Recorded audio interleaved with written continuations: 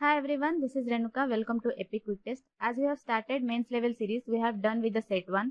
पहला सेट अगर आपने नहीं देखा है तो लिंक पिन कर दिया है, वहां से जाके आप देख सकते हो। ये सेट 2 है।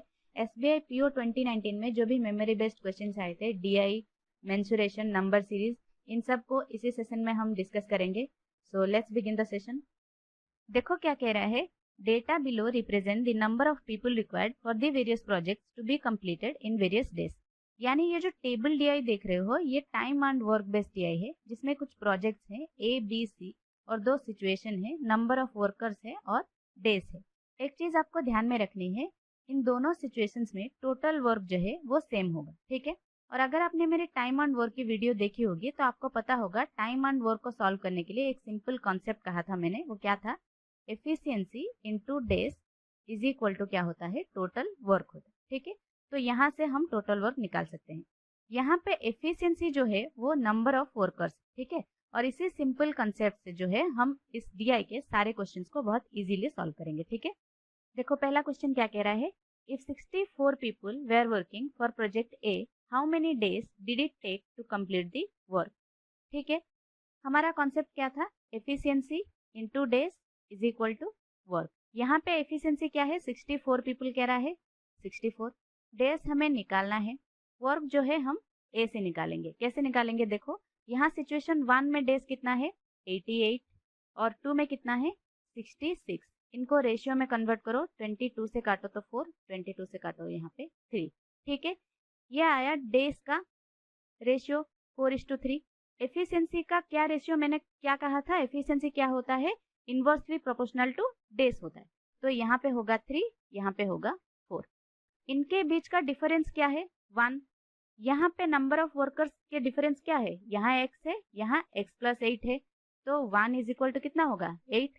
तो 3 इज इक्वल टू कितना होगा? 24। 4 इज इक्वल टू कितना होगा? 32। तो यहाँ x कितना निकला? 24। यहाँ x प्लस 8 कितना होगा?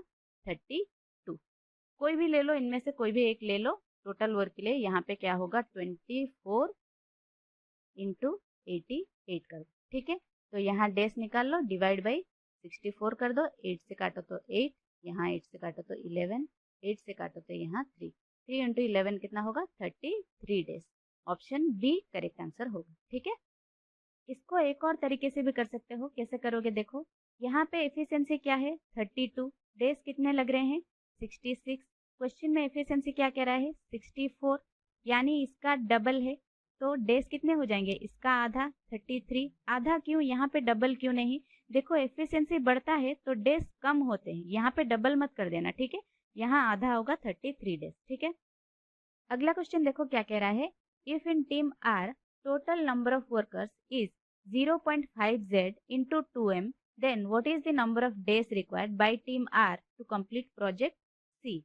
तो यहाँ प्रोजेक्ट C की बात कर रहा है। सिचुएशन 1 में डेज कितने हैं? 75। 2 में कितने हैं? 108।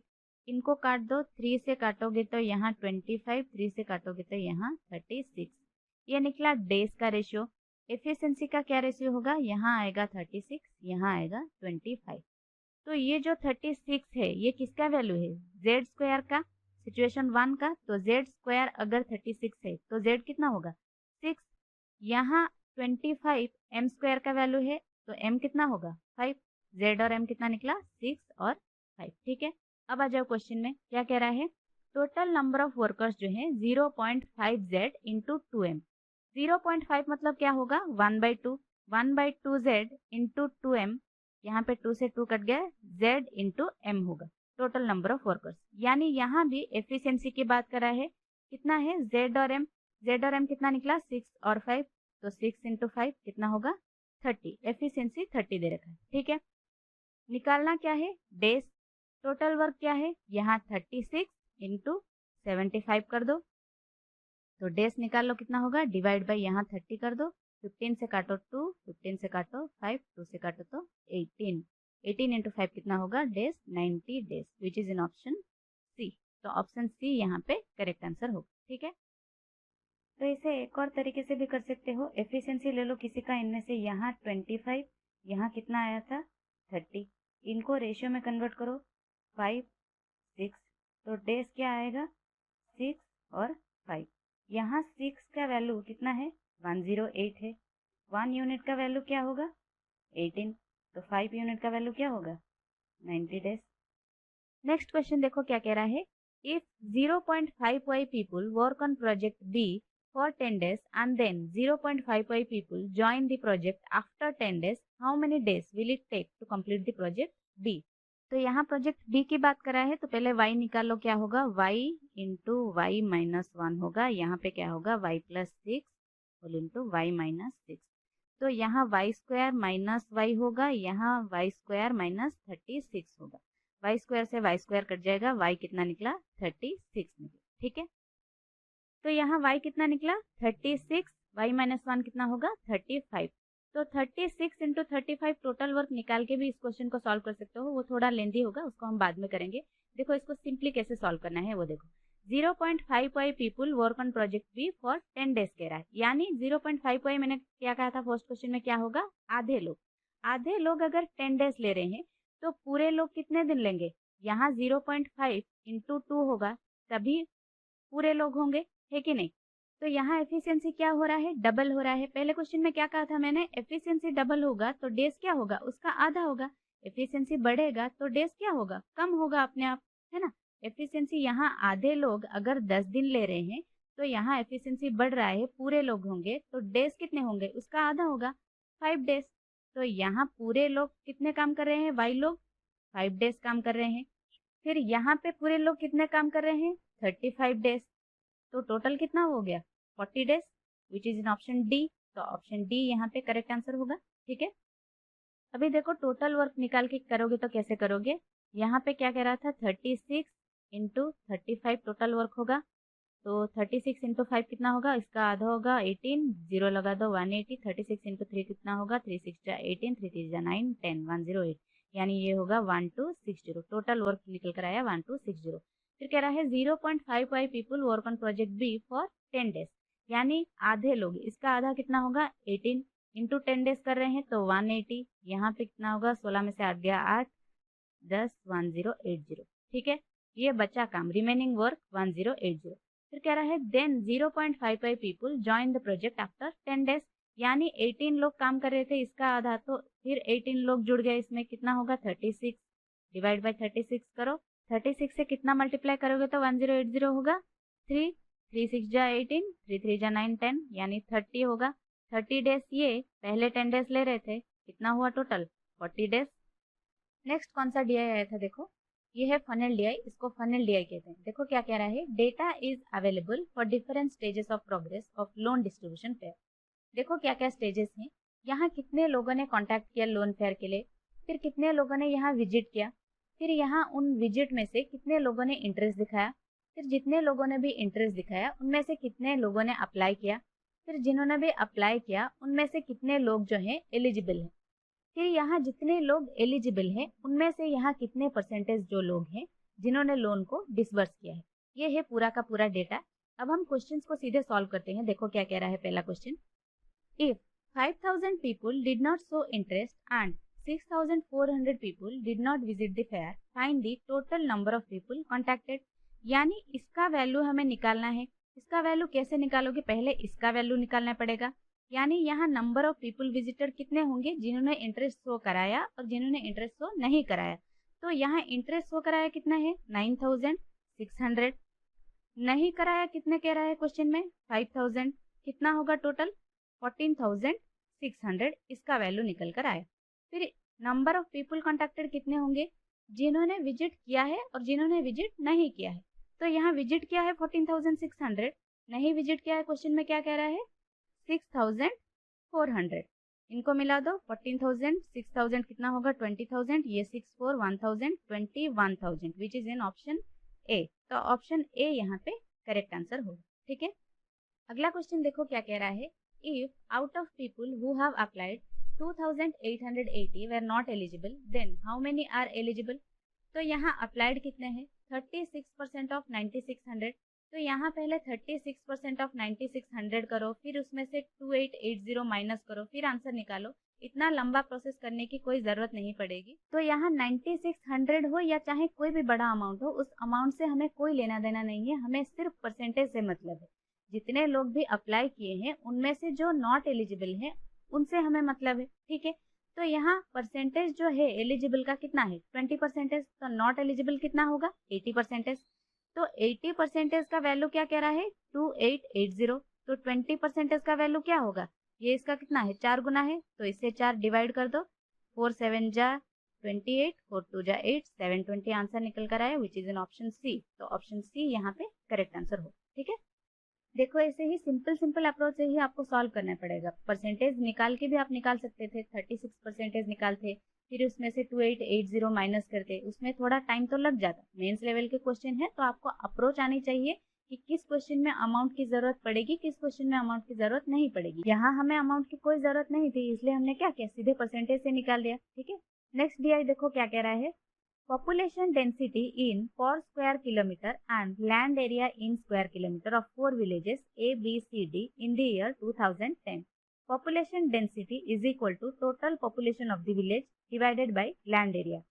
फिर कह रहा है जेंडर रेशियो कुछ है, total number of males in A village divided by total number of females in A village into 100। यानी ये जो है यहाँ पे ये पॉपुलेशन डेंसिटी है, यहाँ जो है ये लैंड एरिया है। तो यहाँ पॉपुलेशन डेंसिटी अगर कह रहा है total population by land area है, तो टोटल पॉपुलेशन कैसे निकलेगा, population density into land area होगा, ठीक है। पहला क्वेश्चन करके देखते हैं क्या कह रहा है, if the gender ratio of A is 50 more than B and female population is equal for village A and B, then find male population in village A। तो जेंडर रेशियो का फॉर्मूला क्या था, मेल बाई फीमेल इंटू 100। तो यहाँ mail और female हमें नहीं पता है, तो पहले क्या निकालना चाहिए, टोटल पॉपुलेशन। ए का कितना टोटल पॉपुलेशन है, यहाँ 1000 है, यहाँ 4 है, तो कितना होगा 4000। बी का कितना टोटल पॉपुलेशन है, यहाँ 500 है, यहाँ 6 है, तो कितना होगा 3000, ठीक है। मेल को हम ए को मानते हैं ए और बी को मानते हैं बी। इजीली इसको सॉल्व कैसे करना है, देखो यहाँ फीमेल इक्वल कह रहा है, तो यहाँ भी 100, यहाँ भी 100, ठीक है। तो रेशियो क्या होगा, A by 100 into 100, B by 100 into 100। इन्हीं के बीच का जो डिफरेंस है कह रहा है कितना है 50। तो यहाँ 100 से 100 कट गया, A माइनस बी कितना होगा 50। तो 50 का वैल्यू क्या है 1000। हमने क्या माना था फीमेल 100, 100 का वैल्यू क्या होगा 2000। फीमेल निकल कर आया कितना 2000 ए का, तो मेल कितना होगा 2000 आंसर, ठीक है, विच इज इन ऑप्शन डी। तो ऑप्शन डी यहाँ पे करेक्ट आंसर होगा। इसको अगर बेसिक से करोगे तो फीमेल को x मान लो, तो ए का कितना होगा 4000 माइनस एक्स मेल होगा divide by x female into 100। D का कितना होगा similarly 3000 minus x divide by x into 100। इनके बीच का डिफरेंस कह रहा है 50। तो यहाँ 4000 minus X minus 3000 plus X is equal to 50 into X by 100। यहाँ x से x कट जाएगा, यहाँ 50 से 100 2 से कटेगा, तो x इज इक्वल टू कितना आया 2000, ठीक है। नेक्स्ट क्वेश्चन देखो क्या कह रहा है, if the population of female is 4000 for village D, what is the gender ratio of D. तो डी का यहाँ टोटल पॉपुलेशन कितना है, यहाँ 800 है, यहाँ 8 है, तो टोटल कितना होगा 6400। फीमेल कह रहा है 4000 है, तो मेल कितना होगा 2400 डिवाइडेड बाई 4000 इंटू 100। यहाँ 00 से 00 कट गया, यहाँ 0 से 0 कटा, 4 से काटा तो 60, which is in option B. तो ऑप्शन बी यहाँ पे करेक्ट आंसर होगा, ठीक है। नेक्स्ट देखो नंबर सीरीज आई थी ये वाली, कह रहा है there are 3 series, you have to find value of A B and C, then establish the relation among A B C. तो यहाँ आपको तीनों वैल्यू निकालनी पड़ेगी ए बी और सी की, तभी इस क्वेश्चन का आप आंसर कर पाओगे। देखो यहाँ डिफरेंस कितना है 600 का, यहाँ डिफरेंस कितना है 120, यहाँ कितना है 30, यहाँ हमें नहीं पता है, यहाँ भी हमें नहीं पता, ठीक है।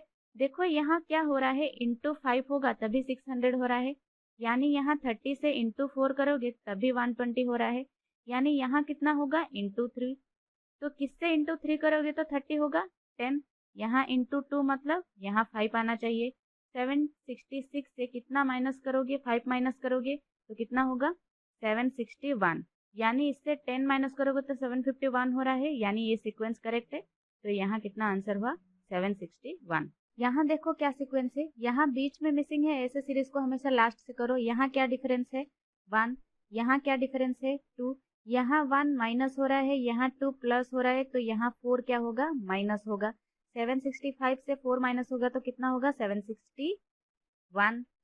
यहाँ पे क्या होगा 8 प्लस होगा, 761 में से 8 प्लस हो रहा है तो कितना है 769, यानी ये सीक्वेंस फॉलो कर रहा है। तो यहाँ भी क्या निकला 761।